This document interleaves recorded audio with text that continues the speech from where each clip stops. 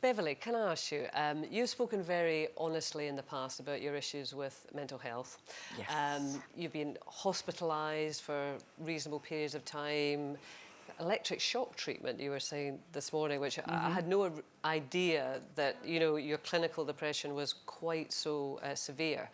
And you have been so open about it.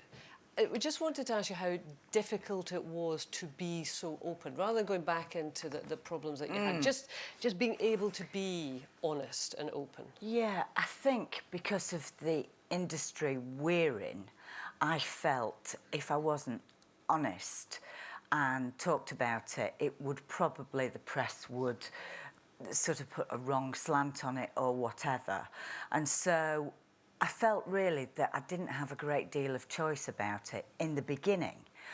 But I think it's really important to be open, because then people support you and you get so much support from unexpected people as well, and from all over the country. People write to me all the time, which is brilliant. But I also think as well, some people back off because they're afraid of it. Certainly, a couple of friends, most friends were fantastic. This one was fantastic.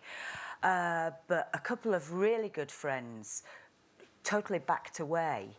And I think they backed away, certainly one of them, because I think she maybe had symptoms which were similar, and I think it made her quite frightened that the same thing was about to happen to her.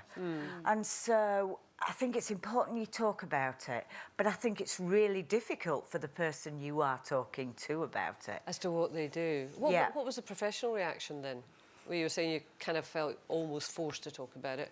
I mean, in the industry, were people all supportive? Most people were, yeah. Of course, there's always a couple who were negative, and certainly, I've mentioned it before, but one person in our industry said, well, you know, you're probably not going to work again because you've had clinical depression, you might be flaky and unreliable.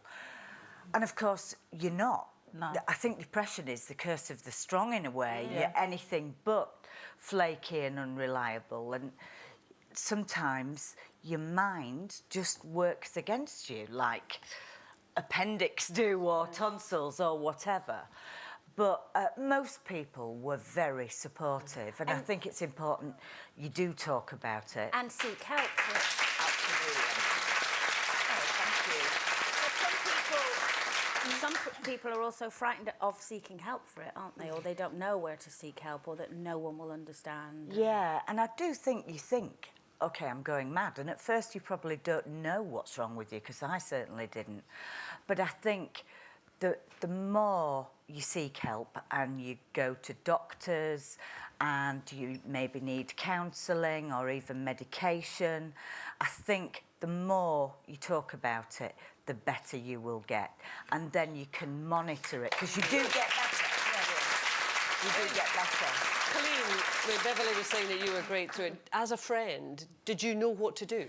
No, I think the hardest part is you get people going, you know, even people I spoke to, you know, she's not well at the moment, or, you know, she's very depressed, and people... Initial reaction is, well, what's she got to be depressed for?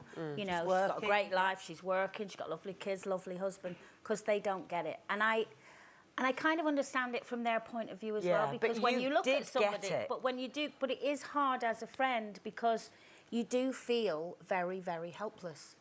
You know, because it is hard to go in and instantly make it better for them. It's like you were saying, if someone had their appendix out or their tonsils out or whatever, you'd go around and go, oh, I'll make a cup of tea, and you sit there. And especially if it's something more serious.